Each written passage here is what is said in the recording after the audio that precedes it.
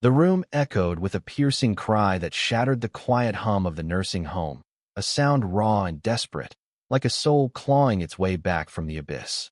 Arthur's eyes snapped open, wild and unfocused, his frail hands clutching at the bedsheets as if they were the last tether to reality. "Elara," he gasped, the name bursting from his lips like a long-buried secret, the only word that pierced the fog of his crumbling mind.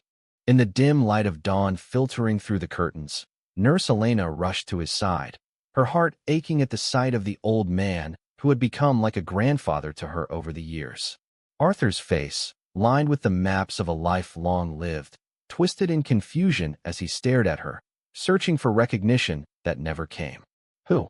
Who are you?" he whispered, his voice trembling. But then his eyes lit with a fleeting spark.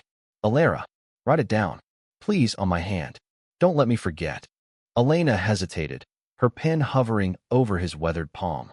She had seen Alzheimer's claim so many here at Willow Grove, stripping away memories like leaves in a storm, but Arthur was different.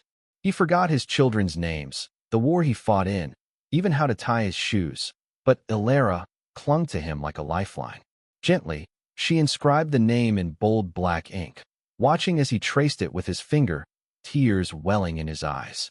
"Thank you," he murmured, relief washing over him. "She's all I have left." As the morning unfolded, Elena helped Arthur through his routine, her mind wandering to the mystery of that name. The other residents whispered about him, the veteran who once commanded respect, now reduced to echoes of a past no one could piece together.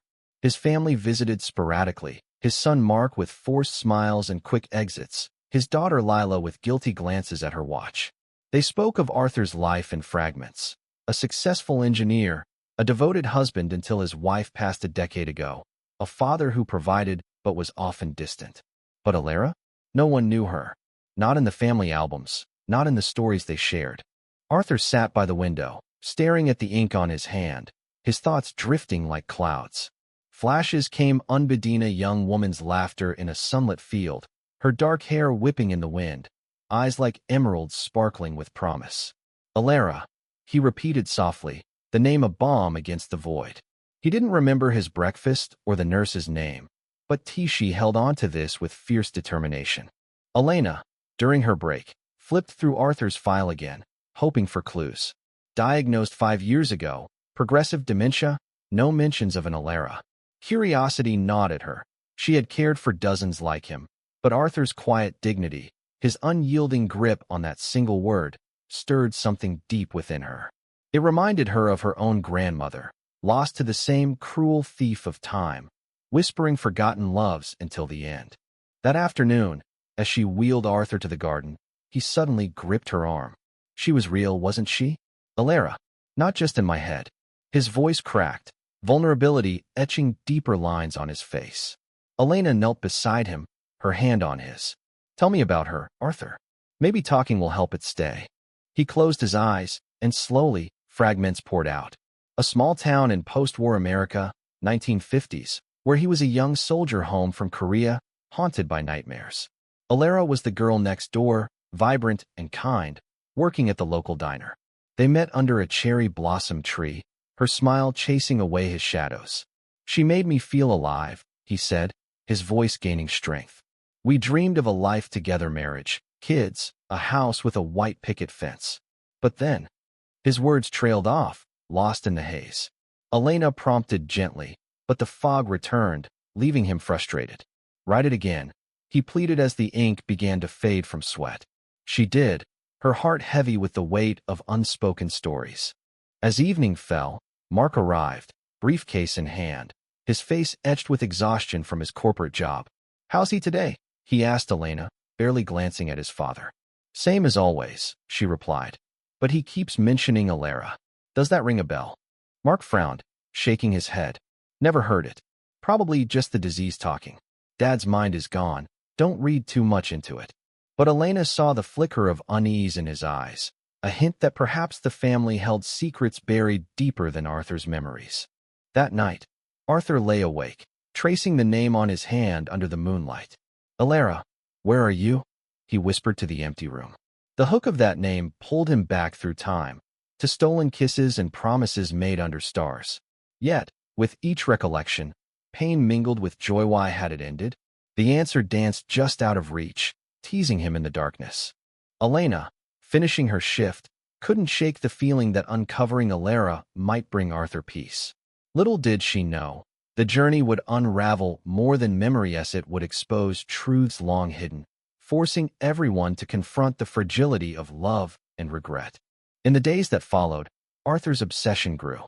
He asked every nurse, every visitor, to rewrite the name when it smudged.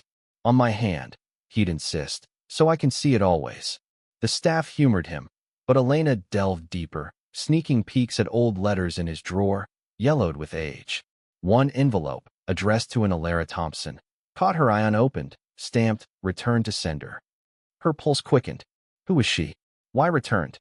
But ethics tugged at her. She shouldn't pry. Yet, seeing Arthur's daily struggle, his eyes dimming a little more each time he forgot mid-sentence, she felt compelled. One rainy afternoon, a new volunteer arrived, Mrs. Hargrove, an elderly woman with kind eyes and a gentle smile. She took to Arthur immediately, reading to him from classic novels. "You remind me of someone," Arthur said suddenly, staring at her. "Alara." Mrs. Hargrove paused, her face paling slightly. "That's a lovely name," she replied softly, but Elena noticed the tremor in her voice. Could it be coincidence? As Arthur napped, Elena confided in her. "He only remembers that name. It's breaking my heart." Mrs. Hargrove nodded, tears glistening. Memories are tricky things. Sometimes, they're all we have to hold on to. That evening, Arthur had a lucid moment, rarer now. "Alara was my first love," he confessed to Elena. "Before I met my wife. We were engaged, but I left her. For duty, for family pressure. I thought I'd forget, but I never did." The admission hung heavy, laced with regret. Elena listened, piecing together the humanistic thread, the cost of choices, how one name could embody a lifetime of what-ifs. It made her reflect on her own life, the relationships she'd let slip away in pursuit of her career. But as the week progressed, Arthur's health declined.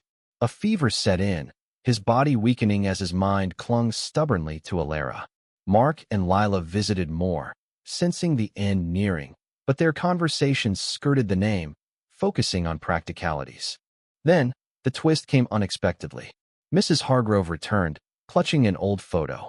"I couldn't stay away," she said to Elena. "Alara was my mother." The revelation hit Elena like a thunderclap, her mind reeling as Mrs. Hargrove, whose first name was Beatrice, unfolded the photo with trembling hands. It showed a young Arthur, handsome in uniform, arm around a beautiful woman with emerald eyes, both smiling under that cherry blossom tree.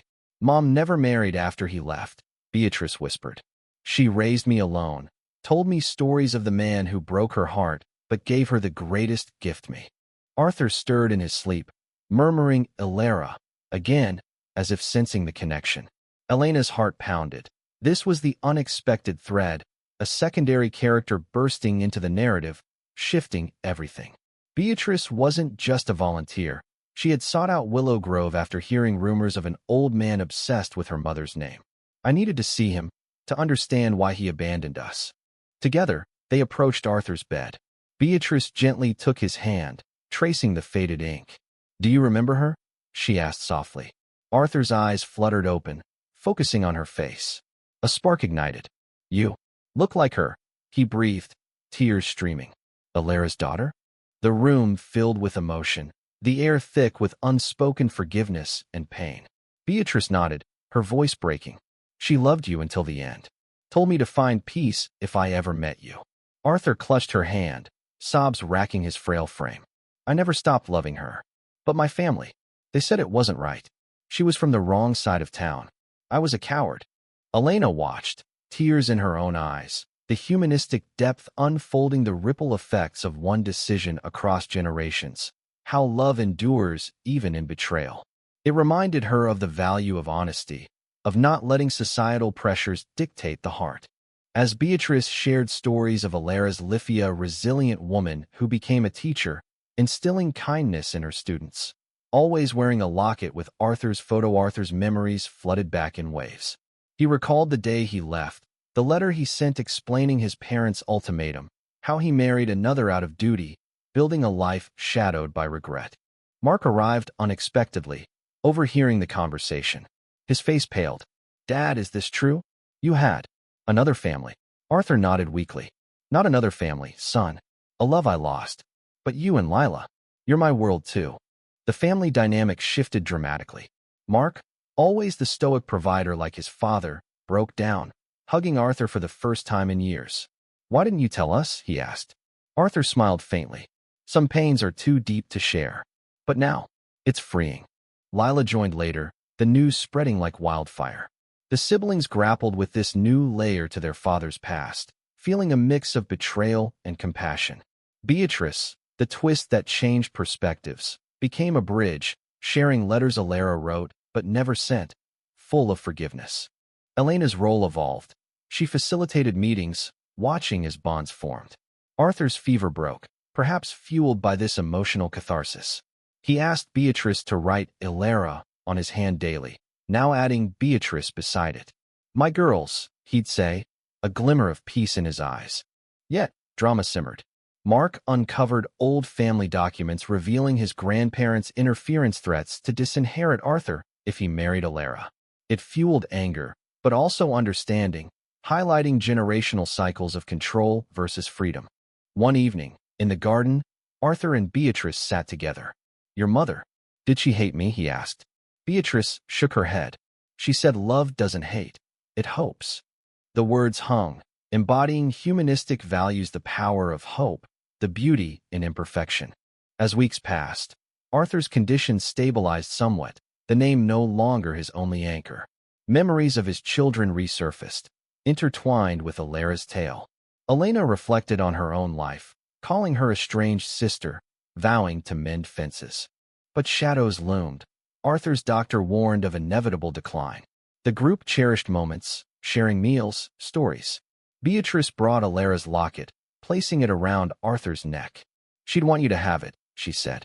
In a poignant twist within the twist, Beatrice revealed she had a daughter named Alara, closing the circle. "Mom's legacy lives on," she said, introducing photos. Arthur wept with joy, holding the images close. The narrative deepened, exploring themes of redemption. Mark quit his high-stress job, prioritizing family. Lila opened up about her own regrets. Elena, inspired, pursued training in memory care, turning personal emotion into action. Arthur, though fading, found purpose in these connections. "Write it all on my heart," he'd joke, but the ink on his hand symbolized more enduring love against oblivion. As autumn leaves fell, mirroring the story's melancholic tone, the group planned a small ceremony to honor Alara. It was a turning point, blending past and present. The ceremony unfolded under the nursing home's ancient oak tree, its branches heavy with golden leaves, a fitting backdrop for remembrance. Arthur, wheeled out in his chair, clutched the locket, his hand still bearing the inked names. Beatrice stood beside him, her daughter young Alara, a vibrant teen with her grandmother's eyes holding his other hand. "This is for you, Grandpa Arthur," she said shyly, the word grandpa melting years of separation. Mark and Lila flanked them, the family expanded unexpectedly. Elena orchestrated it all, candles flickering as stories flowed. Beatrice read from Alara's diary. "Though he left, Arthur gave me strength to love fiercely. I forgive, for love is eternal." Tears flowed freely, the group united in grief and gratitude. Arthur spoke haltingly. "I forgot so much, but you've given me back my life." The moment captured the story's core human resilience, how one forgotten name could rebuild bridges. Post-ceremony, life at Willow Grove shifted. Beatrice visited daily, bringing young Alara, who played chess with Arthur, sparking faint recollections of teaching his own children. "You're good, like your great-grandma," he'd say, pride shining through the fog. Yet, drama intensified as Arthur's health wavered. A storm hit one night, power outage plunging the home into darkness. Arthur panicked, screaming, "Alara!" Elena rushed in, flashlight in hand, rewriting the name by candlelight. "I'm here," Beatrice said, having stayed late. In the chaos, Arthur had a vision Alara in the field, beckoning. "It's time," he whispered. Morning brought clarity. He rallied, but the episode underscored urgency. The family delved deeper into history. Mark found Arthur's old war medals, including one for saving a comrade, Alera's brother, the reason they met. "You were a hero, Dad," he said, humanistic admiration blooming. Lila, inspired, researched dementia, advocating for better care. "We can't let memories die without a fight," she declared. Elena supported, their bond growing into friendship. A secondary twist emerged. Young Alera revealed a talent for music, playing piano pieces her grandmother loved. Arthur hummed along, unlocking buried tunes. Alera sang that on our first date. He recalled, emotions surging. As winter approached, Arthur's lucidity waned, but connections sustained him. He dictated letters to his children, apologizing for distance, to Beatrice, thanking her for forgiveness, to young Alera, encouraging dreams. One crisp day, in the sunroom, Arthur gazed at his hand. "It's not just a name anymore. It's all of you." The group shared laughter, tears, embodying love's triumph over loss. Elena's reflections deepened. Caring for Arthur taught her empathy's power, urging her to volunteer more, spreading humanistic values. But fate twisted again. Beatrice uncovered a final letter from Alera, written on her deathbed. "Tell Arthur I waited, but now I'm free. Love him for me." Reading it aloud, the room fell silent, catharsis washing over. Arthur smiled serenely. "She's waiting now." The words hung, poignant and hopeful. Months blurred. Arthur's decline accelerated. Yet, joy interspersed holidays together, young Alera's school play, Mark's new job closer home. In quiet moments, Elena pondered the journey from a single name to a tapestry of lives intertwined. It highlighted forgiveness's healing, memory's fragility, love's endurance. As spring bloomed, Arthur weakened further. The family gathered, sensing the end. "Write it one last time," he whispered to Elena. She did, adding all names: Alera, Beatrice, young Alera, Mark, Lila. "You're not alone," she said, voice thick with emotion. In the final days, Arthur's room became a sanctuary of shared stories, laughter echoing against impending farewell. Beatrice brought heirlooms Alera's scarf, scented with faded lavender, wrapping it around Arthur's shoulders. "Mom's way of hugging you," she said, tears mingling with smiles. Young Alera drew pictures, one of the cherry blossom tree, captioning it, "Where Love Began." Arthur pinned it to his wall, tracing the lines. "Beautiful like you all." Mark opened up about his fears mirroring his father's distance in his own marriage. "I won't repeat the mistakes," he vowed, calling his wife, mending strains. Lila shared her secret, a pregnancy, naming the baby after Alera if a girl, to carry on the legacy. Elena, witnessing this, felt profound change. Arthur's story transformed them, underscoring humanistic truths, regrets, lessons, connection, salvation. One evening, as sunset painted the sky, Arthur gathered strength. "I remember more now. The war, the pain, but mostly the love. Alera taught me to feel. You all taught me to heal." The room swelled with emotion, hugs exchanged. Night fell, Arthur slipping into sleep, murmuring names. Elena stayed vigil, rewriting as needed. "You've touched us all," she whispered. Morning brought peace. Arthur awoke lucid, unusually vibrant. "Today feels like the end of a long journey," he said. The family assembled, sharing breakfast, reminiscing.